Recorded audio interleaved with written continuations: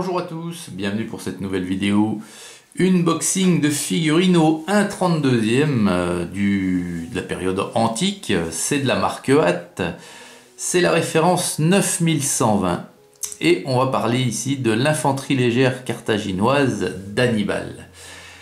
Alors, il y a 16 figurines dans la boîte déclinées en 4 poses. Donc l'infanterie légère, ça porte bien son nom, vous voyez l'illustration.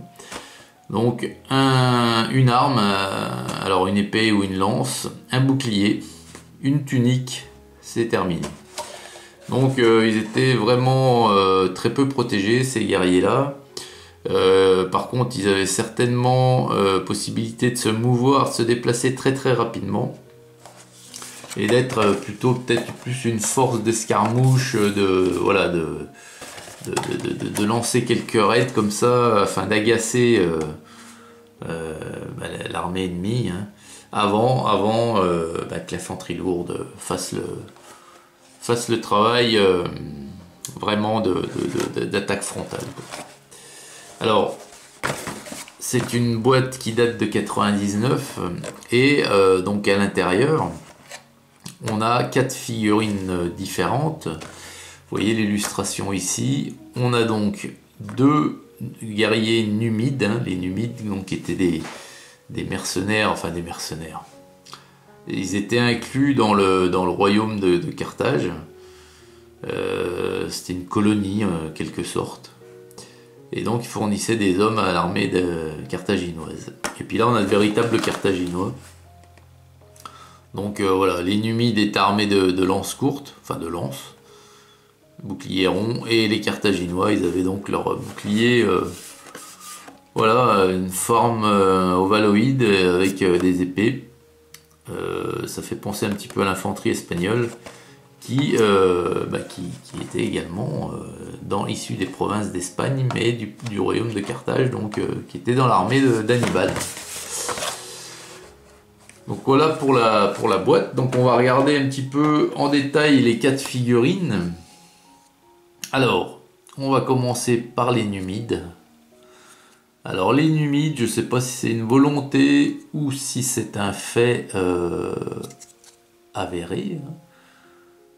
On a l'impression qu'ils sont plus petits que... Enfin les deux figurines, on a l'impression qu'elles sont plus petites en hauteur que les Carthaginois. Alors est-ce que les Numides étaient un peuple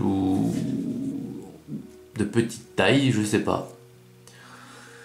Alors, on va regarder ça. Alors donc là, autant vous dire que vu le peu d'équipement qu'ont ces hommes, il faut espérer que par exemple le visage, enfin tout ce qui va se voir finalement, hein, soit très bien fait, parce que sinon, voilà.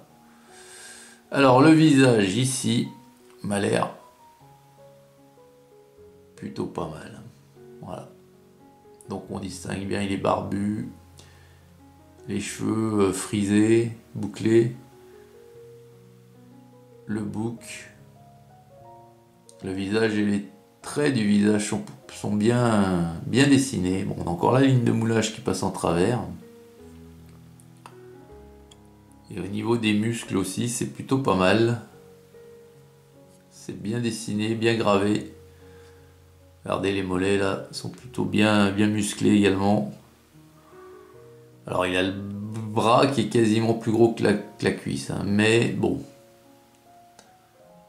Après ils ont une simple tunique avec une petite ceinture et une cordelette, je sais pas. Et donc ce bouclier rond et la lance. Ah bah là je suis content.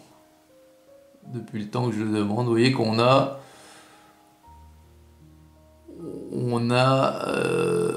alors attends.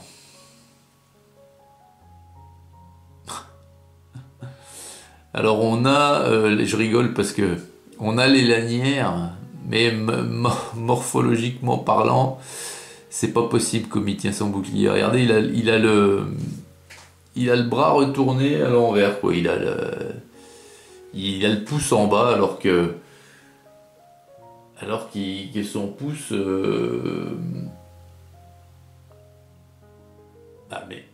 déjà, c'est pas... Ouais, c'est pas possible comme il le... Ou alors, c'est parce qu'il le tient comme ça, ouais. Si, c'est possible, alors, excusez-moi.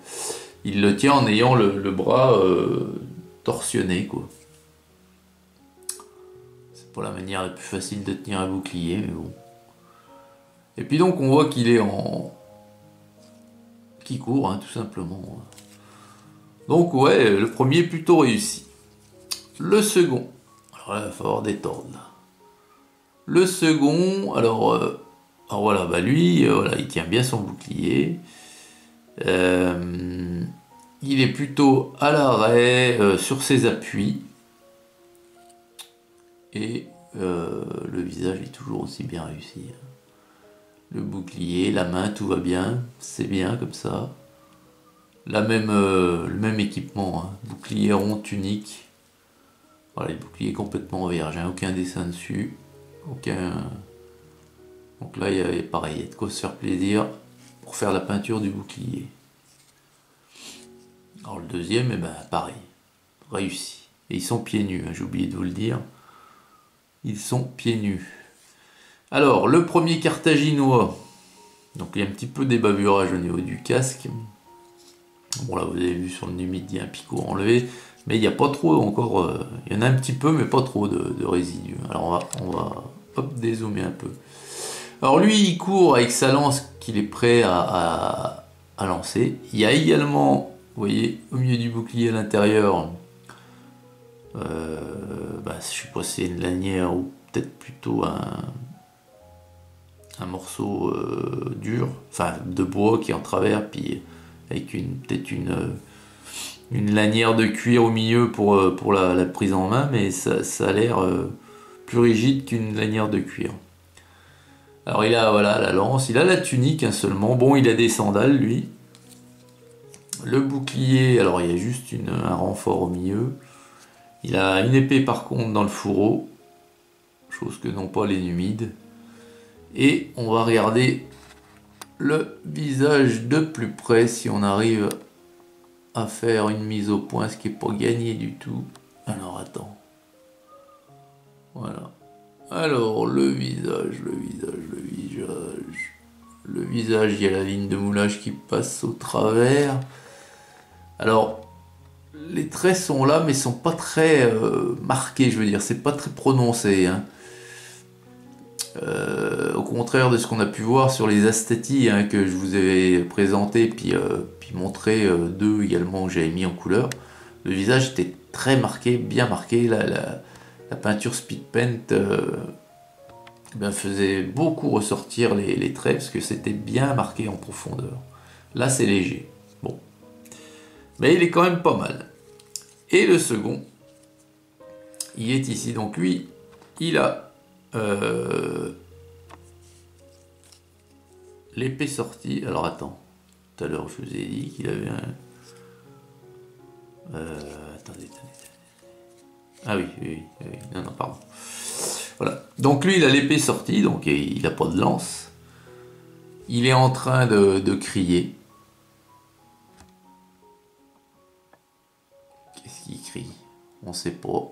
Mais là encore, c'est bizarre. Il a un œil qui est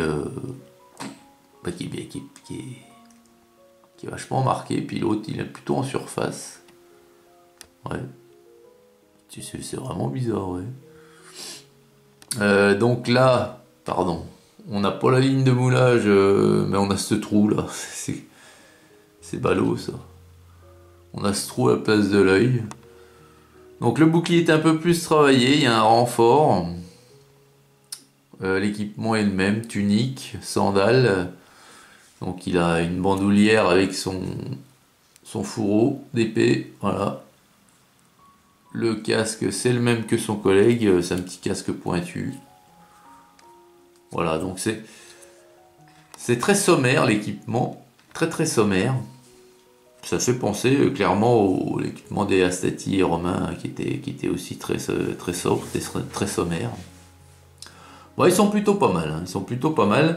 Alors là, pour la peinture, le défi, ça va être d'arriver à faire ressortir la peau noire des numides sans que ça soit réaliste, Donc c'est pas du noir, c'est pas du marron, ça va être là le défi vraiment de rendre hommage à ces soldats en les vraiment en faisant une peau réaliste quoi. C'est plus compliqué que la couleur chair normale pour les hommes de couleur blanche, enfin de couleur blanche, oui, où la